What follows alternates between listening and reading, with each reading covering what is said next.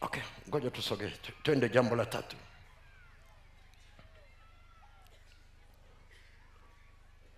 Damu ya daraja ile, jambo la tatu linasema kama sadaka Pasaka wao alivyowafanyia mlango wa kutokea, ndivyo sadaka Pasaka wetu alivyotufanyia mlango wa kutokea pale msalabani. Ukienda kwenye kile kitabu cha Kutoka sura ya 12, angalia kitu Mungu alichotangaza kwanza kabla ya kumtangaza Pasaka, ili uweze kujua ya kwamba huyu Pasaka ni kwa ajili ya kutimiza kile kilichotangazwa. Tuko pamoja?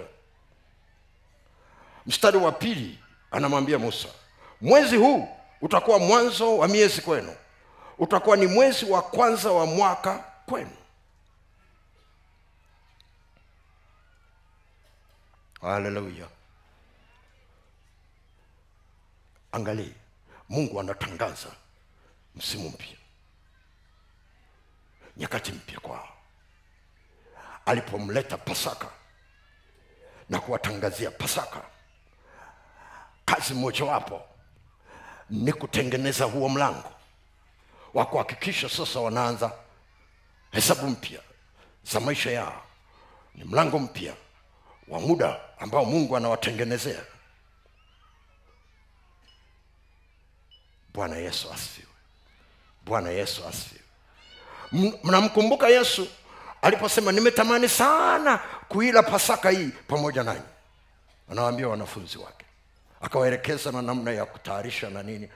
Akakaa nao, na alikuwa amekaa nao, huo ulikuwa ni mwaka wa 3. Huo ni huko nyuma akisherehekea nao Pasaka, kwa sababu kule Pasaka ni jambo la sherehe ya familia. Kwa naye alikuwa anaenda kwao, kila mwanafunzi anaenda kwao, wale walio ndugu wanaenda pamoja.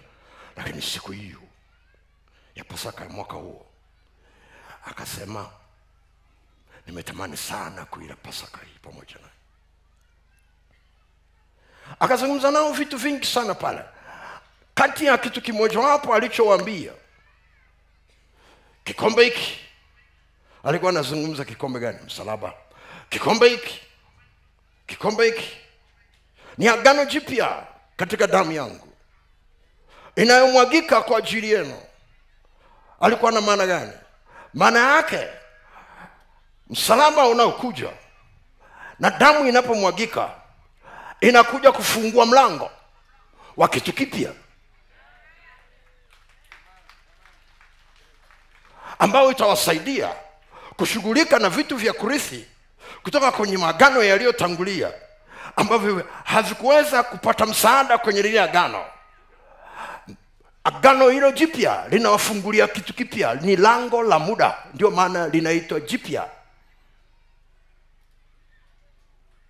Bwana Yesu asifiwe. Bwana Yesu asifiwe. Hallelujah. Ukienda Kutoka 12 kuanzia ule mstari wa 3 mpaka wa 11, unaona anatangaza namna ya kupata damu na namna ya kutumia damu ya Pasaka. Kwa ajili ya kufanya nini? Kutengeneza mlango. Bwana Yesu asifiwe. Bwana Yesu asifiwe.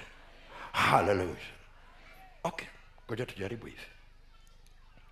Maandiko yanasema ile damu mtakayopaka kwenye kizingiti cha juu na mimo miwili ya milango itakuwa ishara kwenu.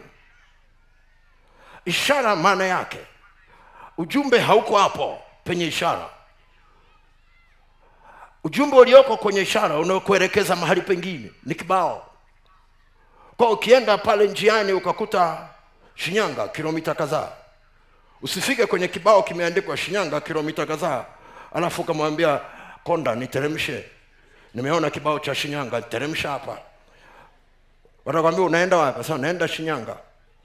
Konda anakuambia hujafika, anasema waacha, mbona nimeona kibao, niteremsha hapa. Soma vizuri kibao. Shinyanga kilomita 70. Shinyanga kilomita 60, inategemea uko wapi. Tunaenda sawa sawa. Biblia inasema ishara ina ujumbe. Ishara inamwelekeza mtu. Ishara yenyewe sio ujumbe. Ishara ina ujumbe.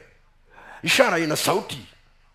Kwa hiyo alipokuwa anasema paka kwenye milango ya nyumba zao, kuna kitu alichokuwa anaelekeza. Vitu vigapi ambavyo alikuwa anafanya pale kwenye Kutoka? Viko vitu vingi. Kimoja hapo ni kuwakomboa wazaliwa wa kwanza ili wasije wakapata shida. Kwa hiyo alipokuwa anasema mtakapoweka kwenye mlango, nitakuwa ninawasaidia hawa wazaliwa wa kwanza kama mlango wa baraka kwenye familia. Tunaenda sawa sawa. Bwana Yesu asifiwe. Bwana Yesu asifiwe. Ndio maana anataka kuwasaidia wazaliwa wa kwanza. Damu ya Pasaka hakusema wekeni juu ya wazaliwa wa kwanza, la sivyo wangebandiko wao. Kwa nini wasiende kuwekewa ile damu moja kwa moja? Kwa sababu alikuwa hawasaidii wazaliwa wa kwanza kama wazaliwa wa kwanza tu kwa majina. Alikuwa hawasaidia kama lango lake la agano kwenye familia. Tunaenda sawa sawa. Tunaenda sawa sawa. Lakini ndani yake kulikuwa na kitu kingine. Alikuwa anashughulika na mlango wa muda. Mlango wa muda wa kuwasaidia hao watu watoke. Biblia haituambii ni kitu gani kilitokea. Walikaa miaka 30 kwenye geti, lakini unaona walikaa pale miaka 30. Alipokuwa wanaweka damu kwenye mimo ya milango na kizingiti cha juu, ishara mojawapo ilikuwa ni ukombozi wa muda, kuwatengenezea mlango wa muda. Na ndio maana sadaka ya Pasaka imepigwa kimahesabu kwa muda, mpaka inachukuliwa na umri wake, siku inazokaa, muda inapochinjwa na kutumika. Angalia, ilifungua geti la masaa 12. Jana tuliona geti ya masaa 12. Kasome Biblia yako. Inasema hivi, katika masaa hayo 12, usiku huo jeshi lote la wana wa Israeli lilitoka na vitu vyao vyote. Masaa 12 lilikuwa linatoa kitu gani? Linatoa nyakati za familia ya mzee Yakobo kama warithi wa Ibrahim, warudi kwenye kalenda ya agano. Walikuwa wanatoka kwenye lango kitu gani? Alikuwa anatoa taifa toka ndani ya taifa. Kwa hiyo alikuwa anatoa mifumo ya kuendesha maisha yao. Miaka 400 wamekaa chini ya Wamisri. Kwa hiyo mifumo yao na taratibu za kufikiri imetengenezwa miaka 400. Sasa Mungu anawachomoa. Hawatoi tu, lazima mpaka kifikra hawatoe. La sivyo watakuwa jangwani, watafikiria Kimisri. Watakuwa Kanani, watafikiria Kimisri. Kwa lazima Mungu atengeneze mlango ili watoke mpaka kifikra, ili watakapofika wako. Ndio maana unaona kabla hawajafika Kanani, Mungu akaanza kuzungumza nao juu ya sheria, juu ya taratibu, na akiwaambia ya kwamba ninawafanya nyinyi kuwa taifa teule na ukuhani wa kifalme.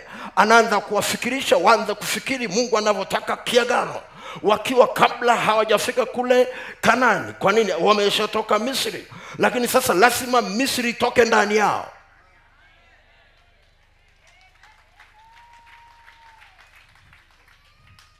Bwana Yesu asifiwe. Bwana Yesu asifiwe. Bwana Yesu asifiwe. Ukisoma maandiko yanasema leo mtajua jinsi nitakavyowatenga katikati ya Waisraeli, Waebrania na Wamisri. Ana maana gani? Time mpya inapokuja, kuna aina ya marafiki ulio nao, lile lango linawachuja, hawatapita kwenye hiyo gate. Kwa sababu kuna aina ya rafiki ambaye hakufai kwenye gate iliyoko mbele yako, majira yaliyoko mbele yako. Hafikiri unavyofanana, hawazi anavyofanana, hana malengo mnayofanana. Kwa sababu unajua ukikaa naye tu baada ya muda atakuambukiza, atakurudisha nyuma.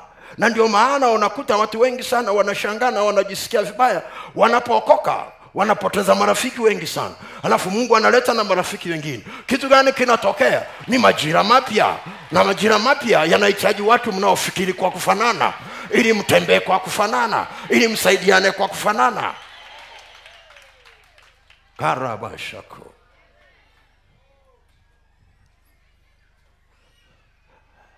Ndio maana kila baada ya muda ukitaka kuona majira mapya yanaingia, tazama marafiki wanaokuzunguka wanapotea kimya kimya.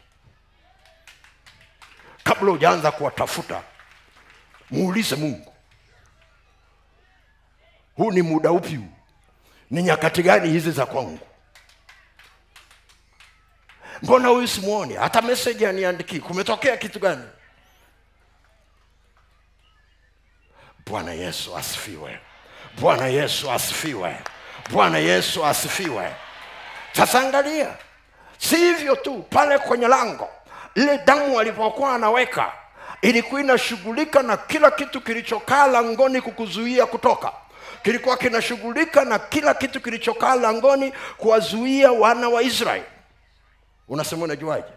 Biblia inazungumza wazi kabisa, damu ya Pasaka wetu kazi yake moja wapo ni kuondoa. Na maandiko yanatuambia pasipo kumwaga damu hakuna ondoleo. Na lile agano la kwanza halikuanza pasipo damu, na hili haliwezi kuanza bila damu. Kwa limeanza na damu. Unasema Kasege unaongea kitu gani? Getini kwenye lile lango la muda la wana wa Israeli kulikuwa na nini? Kasome Biblia yako. Kwa nini Mungu hakuwatoa moja kwa moja na nguvu zake zote alizokuwa nazo akamwambia Musa, nenda kwa Farao? Kwa sababu funguo zilikuwa kwenye moyo wa Farao. Akasema una uamuzi, waruhusu waende au na kunyang'anya. Why? Time. Wamekaa na wewe miaka 400, nilishasema imeisha. Sasa na wahitaji. Bwana Yesu asifiwe. Bwana Yesu asifiwe. Bwana Yesu asifiwe. Mungu akianza kutangaza namna kwamba umekaa kwenye maisha yako ya staili hiyo imetosha, ninakuhitaji sasa kwa ajili ya kazi. Ukikwepa utakutana naye kwenye barabara ya Dameski, utapigwa ngwara kama vile alivyopigwa Sauli. Unajiuliza ni kwa nini? Ni kwa sababu time imefika. Kamuulize Sauli ambaye anaitwa Paulo. Anasema majira yalipompendeza Bwana akamdhihirisha mwanae ndani yangu. Alijua majira yamefika. Alipobanwa namna hiyo akajua siwezi kuendelea kama zamani. Cheki wenzake walichomsaidia, walimsaidia kumpeleka kwenye hoteli, haoni, wakamwacha. Sijui hata kama walichukua kibali kile ambacho walikuwa anatembea nacho, lakini wakamwacha. Kwa nini? Majira yamekuwa mapya na wenzake waliokuwa wanamsaidia maisha ya zamani wakamwacha. Na ndio maana usishangae sana Mungu akikupelekea maneno ya kukuambia jamani, msalaba umefunguliwa, ni kwa ajili yako. Tambua ndani yako, tambua ndani yako, kama vile yule mama Msamaria alivyotambua ya kwamba saa ipo na sasa imefika, ya kwamba wanaomwabudu Mungu halisi. Karabashako rapakaramanda. Haleluya, haleluya, haleluya, haleluya. Kasome kwenye Biblia uone. Farao alikataa, damu ya Pasaka ikamshughulikia, na nguvu yake aliweka kwa wazaliwa wa kwanza. Mungu akashughulika na wazaliwa wa kwanza. Alikuwa anategemea miungu yake, ikapigwa na yenyewe. Kasome Biblia yako.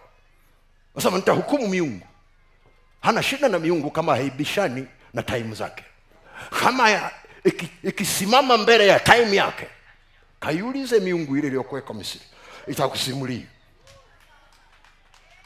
Anasema mtakapoachilia hii damu nitahukumu miungu yote ya Misri. Kwa nini? Imekaa getini, hawatoki hawa. Tumenufaika kwao miaka 400, ndio wanatuachaje sasa? Ndio wanatuachaje sasa? Walikuwa tayari kuona wazaliwa wao wa kwanza wanakufa kuliko wakaachia. Kwa nini? Waliona kuna kitu ndani ya wale wazaliwa wa kwanza wa Israeli ambacho huku kwao walikuwa wakioni. Na shetani anajua kama Mungu amewekeza anapokuleta duniani, hakuleti kubahatisha. Anakuja uko equipped. Unakuja hapa duniani ameshakuandaa. Ukiona umeletwa duniani na umeacha ukaishi, kuna kazi ya kufanya. Kuna tatizo la kutatua. Kuna nafasi kule pale msalabani kwa Mungu kukutumia. Na shetani anaona. Akiona kipawa chako kizuri cha uimbaji anakiwinda, anakipeleka kumuimbia yeye. Wewe wacheki watu wengi ambao wanaimba upande ule, wengi walianzia kanisani. Wameonekania kanisani. Wanaopiga magitaa wameonekania kanisani. Wakachukuliwa pole pole. Sio kipawa cha shetani hicho, ni cha Mungu. Lakini hakiko mahali pake. Saa ikifika, damu ya Pasaka ikianza kuongea kwenye time, inasema ni time, nahitaji hiki kipawa. Nataka hawa wazaliwa wa kwanza wanitumikie. Ni time yangu ya kuwatumia. Hakuna atakayeweza kusimama mbele yake. Hakuna atakayesema haiwezekani. Farao hawezi, moyo wake utukiwa mgumu kiasi gani hawezi. Wakipanga miungu yote haiwezi, wakapanga wazaliwa wote hawezi. Wanaweza wakachukua damu zote zilizokuweko Misri wakaweka mlangoni, damu ya Pasaka itakuja itazisambaratisha na kuziondoa. Karaba shakurobose. Lazima uangalie. Kwa sababu ukitizama sasa upande wa Agano Jipya, watu wengi sana sio mara nyingi wanasoma kwa jicho hili. Angalia ile Yohana sura ya 10 mstari wa 7 na wa 9. Yohana 10 mstari wa 7 na wa 9. Yesu anajitambulisha, mimi ndimi mlango wa kondoo. Kwa ajili ya nini? Ili pale msalabani sio tu mpokee Yesu kama Bwana, mpokee kama lango. Unasema kwa ajili ya nini? Ukibanwa kwenye maisha yako, huna mahali pa kutokea. Unaachilia damu ya Yesu katikati ya hiyo shida. Yesu anatokea, anakuwa mlango. Unapata mahali pa kupita. Hamjanisikia ninachosema? Nasema hivi, Yesu alijitambulisha, mimi ndimi mlango.